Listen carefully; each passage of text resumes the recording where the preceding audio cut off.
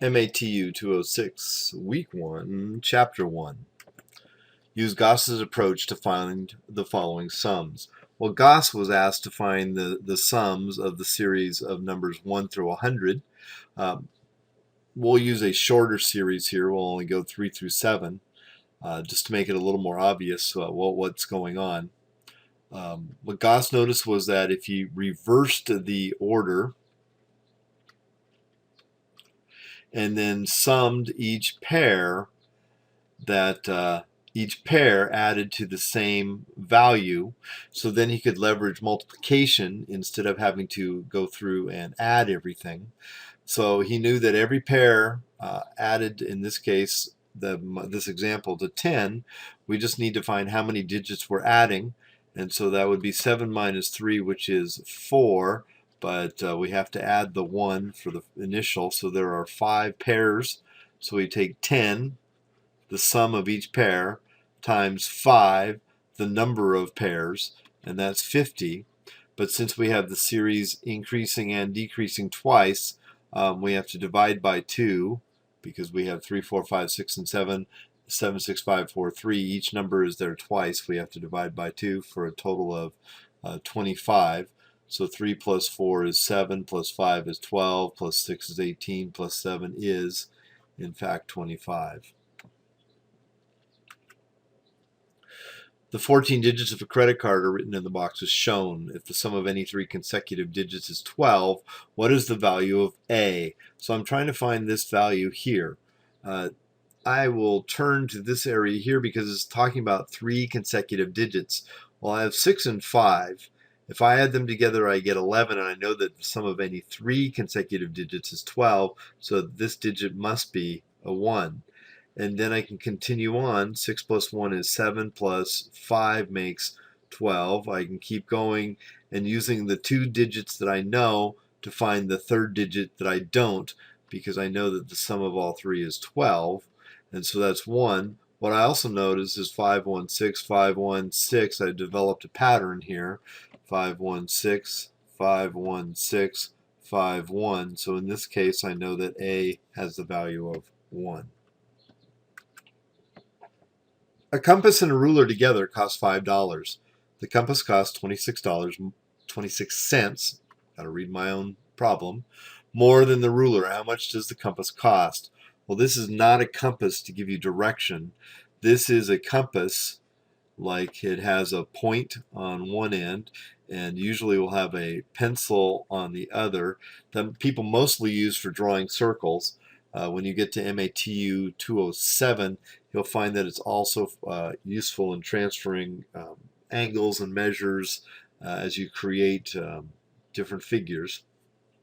But anyway, this is a compass, which we'll call C, and we want to know plus a ruler, and a ruler is, of course, just a ruler as you're expecting, that something used to measure length, and we'll call that R, and the compass plus the ruler equals $5. Now the compass, it costs 26 cents more than the ruler, so I can represent that by saying the compass costs 26 cents more than the ruler. So that's the 26 plus the ruler equals the cost of the compass. So I now know the cost of the compass in terms of the ruler. What I can do is take this value for the compass, and I can substitute it in place of that value there. So now I can write a new equation. Instead of that C, I'm writing 26 cents plus R, plus this R equals $5. So I'm just taking this value of C and replacing that value of C. It's a substitution. So this is 26 cents plus, I can combine like terms, plus 2R equals $5. Now I want to isolate the R, so I can subtract the 26 cents, subtract the 26 cents. That goes away. I'm left with 2R is equal to 4, 9, 10 makes 4, 7, 2. To find the cost of just one ruler, I have to divide both sides by 2. So the cost of the ruler is $1, 30, Oops, that's a 4. No wonder it's like 1. So that's 237. So the cost of the ruler is 237. So now the compass plus the cost of the ruler of 237 equals $5. I can just take this amount for the ruler, plug it back into that equation. Then to find the cost of the compass, I have to subtract 237 from both sides. I'm isolating the c, and the subtraction property of equality tells me I can subtract the same amount from both sides of the equal sign and still have a valid equation. So that goes away. So c equals, this will be 4, 9, and 10. So that's 3, 6, and 2. So the compass equals $2.63. This we did make a system of equations, and we solved it by substitution, which is a skill that we've just finished up with my middle school students. Make a 3 by 3 magic square for the digits 1 through 9. A magic square, a 3 by 3, so there's 3 across and 3 up and down. Kind of looks like hashtag, as my students would say. Is such that if you add across any of the rows, or you add down any of the columns, or you add across either of the diagonals, you get the same sum. So now we have to find out what is that sum. Well, we have the digits 1 through 9. We need to find out what their sum is, so that we can divide it out and find out what because we're splitting these digits up into 3 rows, we would have to find out what each row equals. We can do this by using Gauss's pattern here, or routine. And what I notice is that every pair that I add adds up to 10. I know that I have 9 minus 1 plus 1 equals 9 digits, so then I have 10, the sum of each pair, times 9, the number of pairs, equals 90. But again, since I'm adding the numbers twice, I have to divide by 2. So the sum of all 3 rows is 45. Divided by 3, each row would sum to be 15. Each column would sum to be 15, and both diagonals would also be 15. Now I need to find out what combinations I can use to make 15 out of my digits 1 through 9. I know that if I have a 9, a 1, and a 5, a 9, a 2, and a 4 will both work. I can use an 8, a 1, and a 6, an 8, a 2, and a 5, an 8, a 3, and a 4. I know I can use a 7, and a 2, and a 6, a 7, and a 3, and a 5, or I can use a 6, a 4, and a 5. All of these triples sum to be 15. So these are the possible combinations I can use in my rows and columns and diagonals. What I'm now going to do is count how many of them there are. And there are 2 9s. There are 1, 2, 3 8s. There are 1, 2, looks like 2 7s. Didn't think I missed any. There's 1, 2, 3 6s. There are 1, 2, 3, 4 5s. There's 1, 2, 3 4s. 1, 2, 2 3s. 1, 2, 3 2s, and 2 1s. The thing is that as I'm adding, what I know is the center, forget that one. The center will have 1, 2, 3, 4. So the digit in the center is used 4 times. So the only thing that is used 4 times is a 5, so that has to go in the middle. The other thing I notice is that a diagonal, a column, and a row, each corner is used 3 times. So the items that are have 3 of them, so 3 8s, 3 6s, 3 4s, and 3 2s are the digits that have to go in the corners. So if I take an 8, to find out what digit goes here, 8 plus 5 is 13, so the 2 goes there. And then the other 2 digits are the 6 and the 4. Go in the opposite corners. 6 plus 5 plus 4 is also 15. Now I can just fill in the center numbers with the others. So 8 plus 4 is 12, so I have to put a 3 there to make 15. 8 plus 6 is 14, so I have to put a 1 there to make 15. 6 and 2 is 8, so I have to put a 7 there to make 15. 4 and 2 is 6, so I have to put the 9 there to make 15. And there is my magic square that any row, any column, or either diagonal all sum to the digit 15. In the checkerboard, 2 squares on opposite corners have been removed. A domino can cover 2 adjacent squares on the board. So a domino can cover there or there. Any of these pairs of squares or the dominoes will cover. What do I notice about it? When a domino is covering 2 pairs or 2 squares, it covers 1 red and 1 black. Can dominoes be arranged in such a way that all remaining squares on the board be covered with no dominoes overlapping or hanging off the board? If not, why not? And here's the hint. Each domino must cover 1 black, as we said, and 1 red square. Compare this with the number of each color of squares on the board. So how many red squares are there in total? Well, the top row only has 3. All the rest of these rows have 4 red squares, and the bottom row only has 3. So you have 4, 8, 12, 16, 20, 24, plus 6 means there are 30 red squares. How many black squares are there?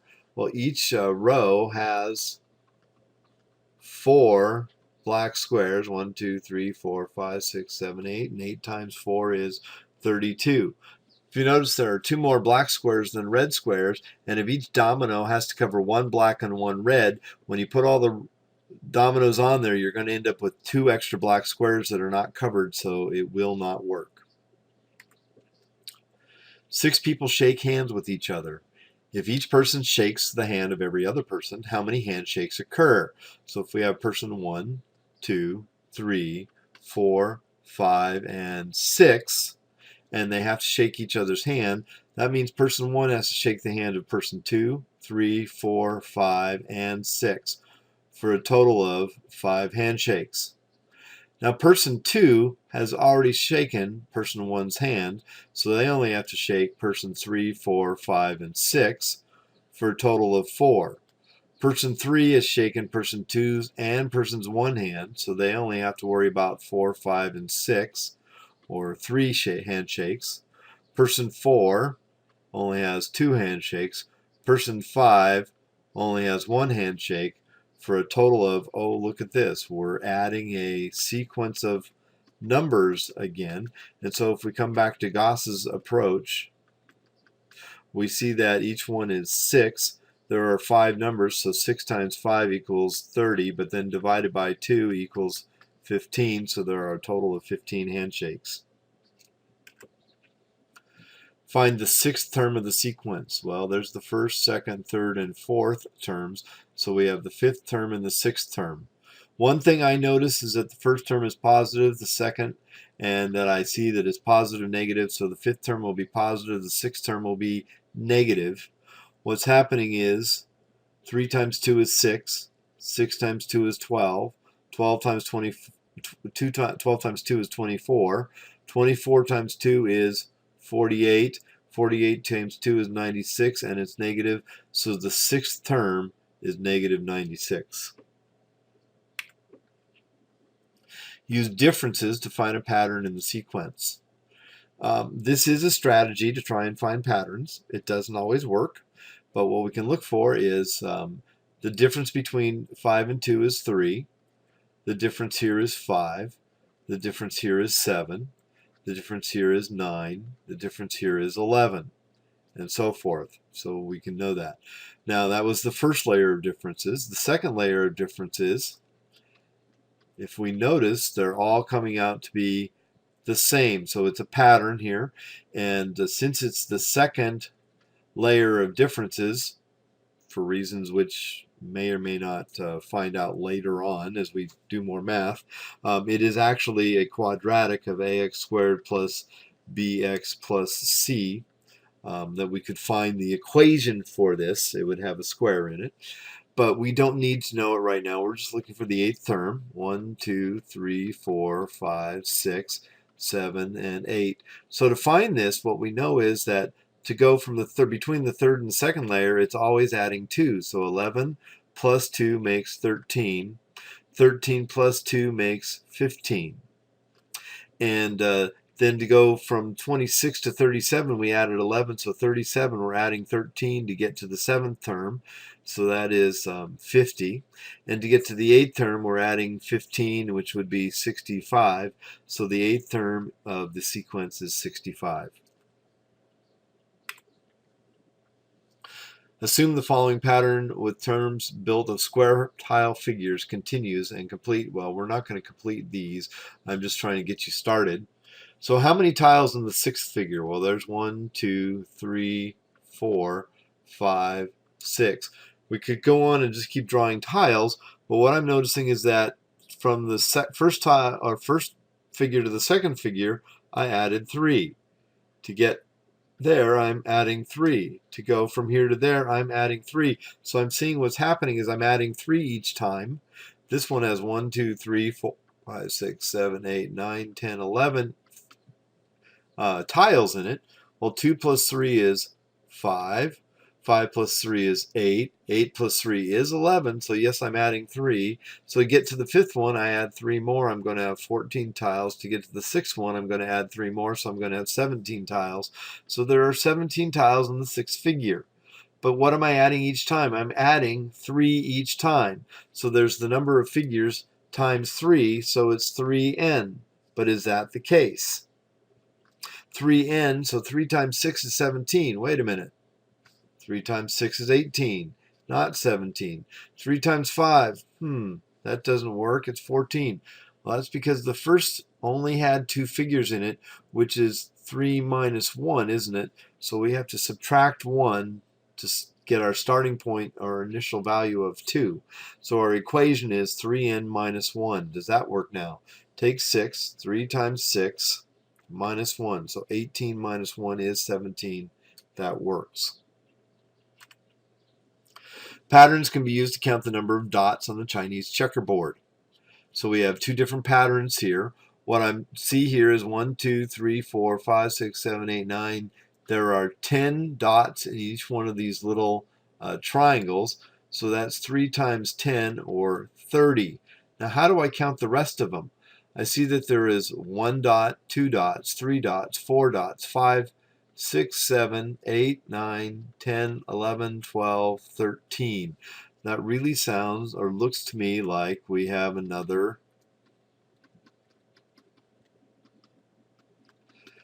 place where we can use Gauss's pattern again, or idea, because we have 1 through 13 added up. If we were to reverse the direction, we would notice that every pair would sum to be 14, and we have 13 minus 1, 12, so we have 13 of these. So we can then, instead of adding them all up, we can do 3 times 4 is 12, carry the 1, 3, 4, 4 and 1 makes 182. But remember, since we're summing it that way and that way, we have to divide by 2, makes 91, plus the original 30 equals, I believe, 121. The price of a certain new car increases by the same amount each year. The first year, it was $22,300. And in the fifth year, not the second, not the third, not the fourth, but the fifth year, it was $27,100. What's the difference? How much gets added to the car each year? So 27,100 minus 22,300, we find out that the difference is 4,800. Now, many people would be tempted to divide that by 5. I'm going to say that, but what happened is we're adding it once, right? We're adding it twice. We're adding it 3 times. We're only adding the amount 4 times, so we only divide 4,800 by 4 and get a total of 1,200. To find out how many years there, or what year the car will cost 35,500, is we have to do 35,500 minus 22,300, which is 13,200, or 13,200, sorry, divided by 1,200. That goes 1 time. And 1. So we're adding it 11 times. We're adding 1,200 11 times plus the first year. So in the 12th year, the car will cost 35,500. Sometimes in mathematics, it's important to determine what the opposite of a given mathematical statement is. This is usually referred to as negating a statement. One thing to keep in mind is that if a statement is true, then its negation is false. And conversely, if a statement is false, then its negation is true.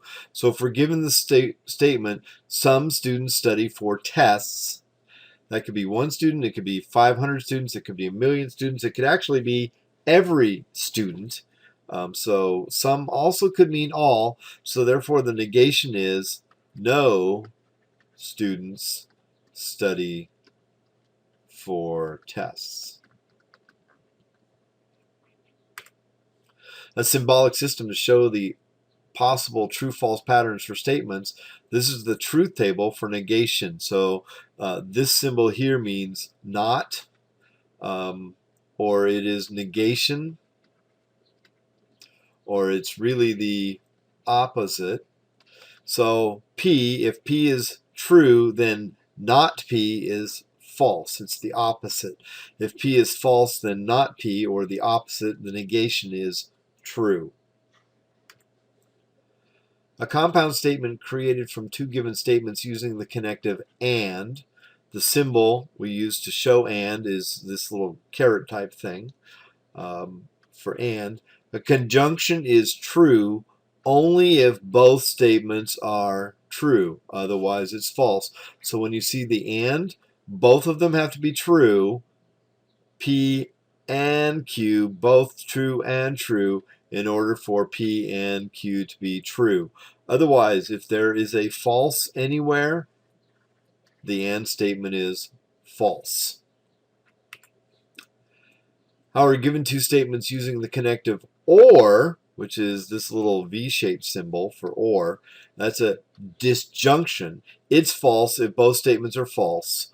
Otherwise, it's true for all of the cases. So P or Q, if it's true or true, then it's true. If one of them is true, then it's true. The only time an or statement is false if both conditionals are false. Converse means the if and then parts of a sentence are switched. For example, if 2 numbers are both even, then their sum is even. So you would agree that 4 plus 4 equals an even number. The converse would be if the sum of 2 numbers is even, they're taking the then part and putting it first. Then the numbers are even, they're taking the if part and putting it second. In this case, it's not a true statement.